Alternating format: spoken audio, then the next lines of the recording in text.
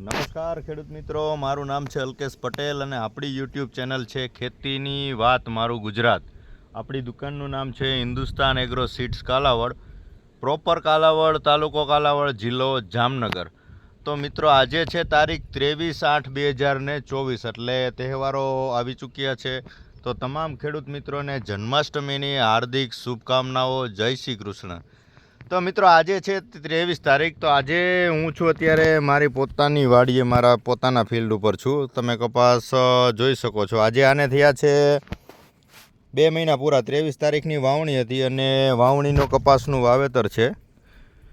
2 મહિનાનો કપાસ કમ્પ્લીટ. આજે 23 તારીખથી 23 તારીખ 2 મહિનાનો થયો છે. આપણે આની અંદર છંટકાવ ટોટલ 3 કર્યા છે. પહેલો છંટકાવ પ્રોફેનો સાયપર 80 ફેટ મોનો, અને બીજો છંટકાવ કર્યો તો ઇન્સ્ટા 80 ફેટ મોનોકોટો અને પોલિટ્રીન સી, જે આપણે તમને વિડીયો દ્વારા પણ માહિતી આપીએ છીએ. અને ત્રીજો છંટકાવ હમણાં કર્યો છે 8 દિવસ જેવું થઈ ગયું, 6-7 દિવસ જેવું. ત્યારે આપણે વાપર્યું છે આની અંદર ડાયનોટેફુરાન અને ચીની અને પ્લસ ઇન્સ્ટા અને સાપ પાવડર. આની સાથે તમે જોઈ શકો છો આ છે 18 વીઘાનો કપાસ મારો પોતાનો જ છે. અને આજે કમ્પ્લીટ 2 મહિનાનો કપાસ થઈ ચૂક્યો છે મિત્રો.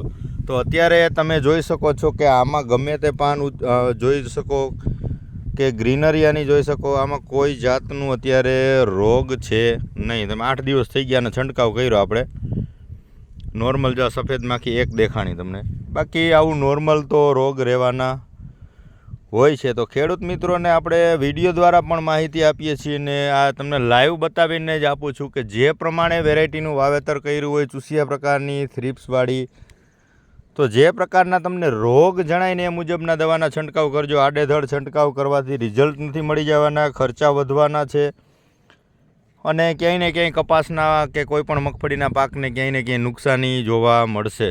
એટલે જરૂરી હોય એ પ્રમાણના છંટકાવ કરો, જરૂર હોય એ પ્રમાણના જ માહિતી મુજબ જ છંટકાવ કરો, જેથી કરીને ઓછો ખર્ચ થાય અને ક્યાંય ને ક્યાંય ઉત્પાદન સારું મળે. તો મિત્રો આની હાઇટ પણ એકદમ કમ્પ્લીટ થઈ ગઈ છે. આપ તમે જોઈ શકો છો. અત્યારે આ વરસાદી એક ઝાપટું રેડો આવી ગયો એટલે પગમાં પણ ગારો ચોટે છે.